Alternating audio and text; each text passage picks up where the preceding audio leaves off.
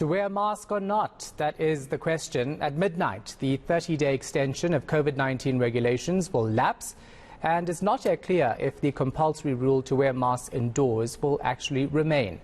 President Cyril Ramaphosa's spokesperson, Tyrone Seale, says the president will speak on the matter when he's actually ready to. Rofhiwa Madzena is following the story for us. She joins us now live. Rofhiwa, and let's just start with a statement released by the Health Department acknowledging the fact that it knows that the rules are going to lapse at midnight. They say they are working on the situation. They will have a response. But do we have any indication when that'll happen?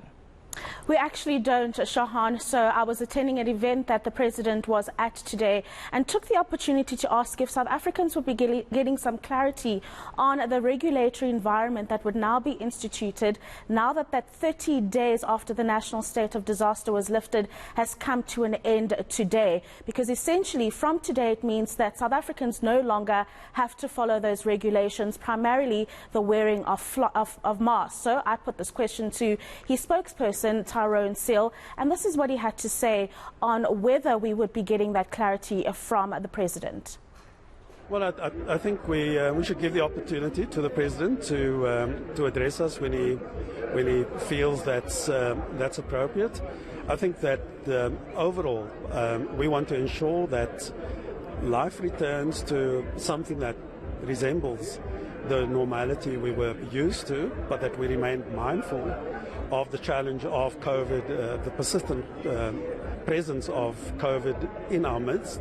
And I think that one of the things we need to consider as citizens, as individuals, is to say that the mandates must come from inside. We must take our health seriously. We must take the health of people around us seriously. We know what's best for us, because by doing what has been best for us, we've arrived at the point of relative safety that we're experiencing at the moment. But we still need to ensure that we take up the strongest weapon in our arsenal, and that's vaccination. And that is not something where we should be relying only on external conviction. We're a literate nation, we're an argumentative nation, we're a very circumspect nation. We question everything, we debate everything, we know the answers.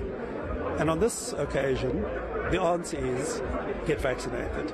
And we hope that that is a call, that it's a reality that people will take up, so that we can maintain at least the levels of safety that we have at the moment. And those levels of safety are enabling the levels of economic activity that brings income to households, that allows business to continue, and that allows our economy to roll forward, revenue to be earned by the national fiscus, that we plough back into social services, infrastructure, etc. And so yes, we need to hear from two sources. One is the president, one is from our own conscience. Rofhiwa, it's interesting because the statement from the Health Department a short while ago says that we've been inundated with media and public inquiries and would like to assure the public that all is under control. Question is why we still don't have any answers on the last day of these transitional regulations ending, when government gave itself a month to actually get this right. And that's a very good question, Shahan, because when the president announced on the 4th of the previous month that we'd be given 30 days to transition from the national state of disaster, a public commentary platform was opened for the public to come and comment on the various regulations that would need to be put in place to sustain any protection against the pandemic. So the Health Department, as well as other government stakeholders, had time to engage with the public and then take those public comments and publish them as the regulations that we would adhere to going forward. That still hasn't happened, and there's been a lot of reports in that the National Health Department, as well as related stakeholders, have been unable to establish a set of rules that would give us our liberties back and our normal democracy, as well as protect South Africans from the COVID-19 pandemic. So currently we are forced to wear masks indoors, venues at 50% capacity, and proof proof of vaccination needs to be provided at any large gathering that one would be attending. And this, of course, is something that needs to be looked at on a sustainable basis by the National Health Department. And one would wonder if they've actually finalized any of this regulation, and this is why we haven't heard from them. On the very last day of those 30 days, as you correctly mentioned, government gave themselves to provide a sustainable way forward. There was also contention around giving the health department so much power with the with the act that would allow them to decide on the way we handle this pandemic going forward. There were some threats of legal action as well, that should the regulations be put in place as they were currently being proposed, that the organizations were going to go to court and challenge the power that the health department was going to be given.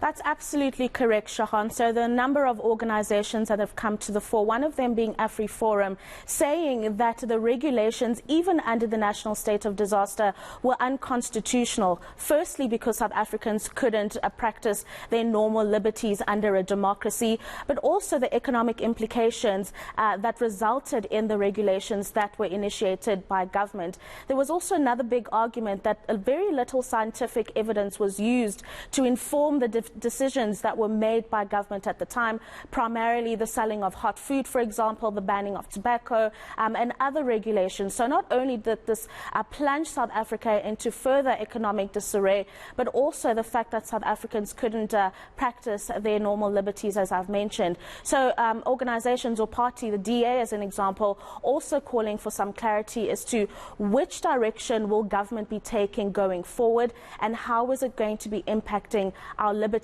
as South Africans. Obviously, one of the things that government is being called to address in the making of these regulations is the implications that they could potentially have on the South African economy going forward.